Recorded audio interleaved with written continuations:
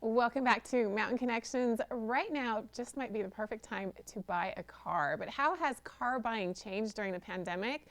Well, I talked with an expert who has some interesting information on what is different now due to 2020. Let's take a look. With the new year car buying season underway, this year things are a little different, with consumers doing more research at home and planning to spend less time at the dealership.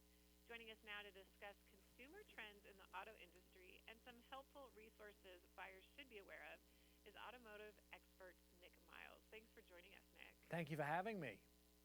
So, how has the COVID-19 pandemic affected the auto industry as a whole? It's changed a lot of things, as it has for every single industry. So one of the big changes we've noticed with car buyers is they are getting involved in the car buying process early in the digital realm. So instead of sort of getting involved in car buying immediately and going out and buying a car, they're sort of doing a lot of research digitally earlier than they would have been doing pre-pandemic. And how are consumers approaching buying a car during the pandemic? Well, of course, digital is the key word for a lot of things in our lives now, right? Shopping.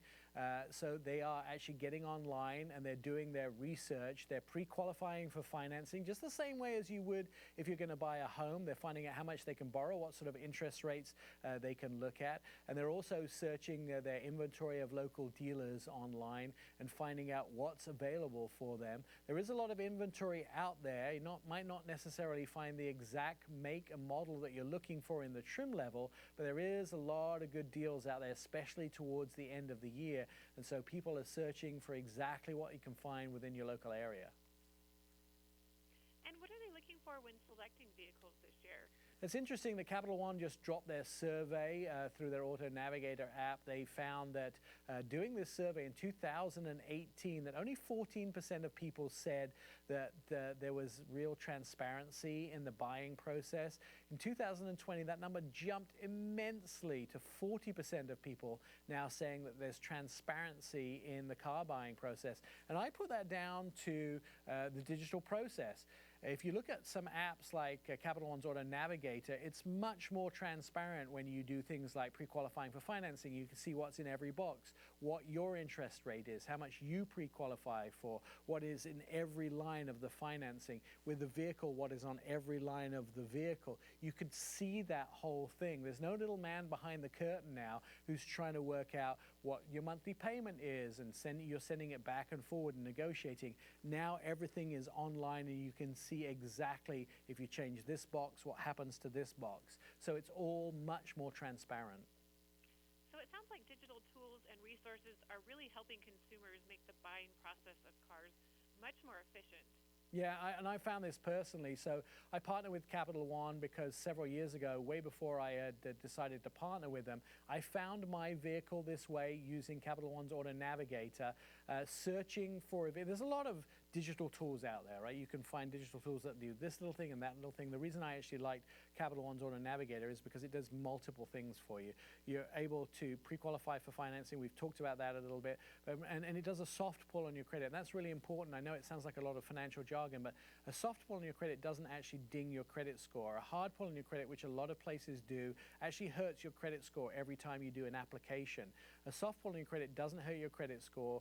You can actually manipulate all of the things like the term of your loan, how much you pay every month. All of those things can be changed the way you want them to be. And then at the end of the day, you can look for local inventory as well. Once you've found all the things that work for you, you can print them out, you can go to the dealer and do the test drive. I partner with Capital One for the simple reason that it's one single application, one single website or one single application that does all this stuff for you in one single place. That's how I bought my vehicle. I fell in love with this whole tool of being able to buy vehicles that way.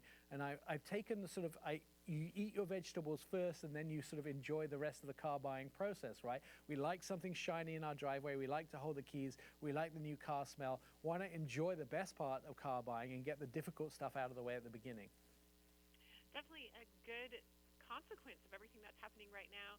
And once again, where's the best place to get more information about everything you've talked about today? You can do it quite simply online by going to CapitalOne.com/cars, CapitalOne.com/cars. That'll get you to the website, or if you download the app from the Apple App Store, that'll put it right on your phone, putting the power of buying a car in your pocket. And at the same time, I tell everybody that test driving and dreaming are free. You can do as much of it as you want. Perfect. Well, thank you so much, Nick. This is really fun information about new, better, more efficient resources for car buying. Absolutely. Have yourself a great holiday.